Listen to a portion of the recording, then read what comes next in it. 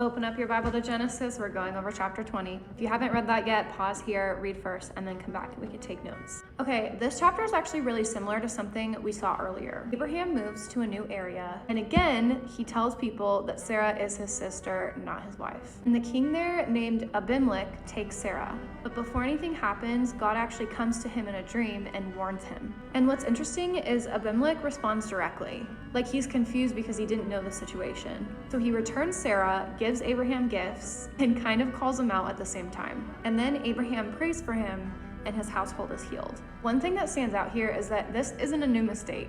It's a repeat. Even after everything that Abraham experienced with God, fear still leads him back to the same patterns. And at the same time, the person who responds most clearly in this situation is actually Abimelech. He listens, he acts quickly, and he tries to make things right.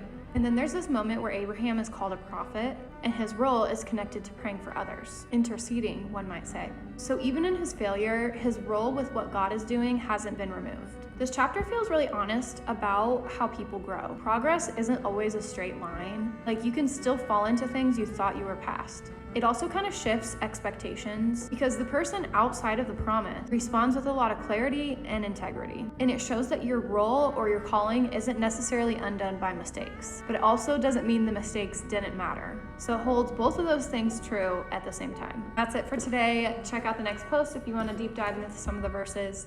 See you in the next chapter.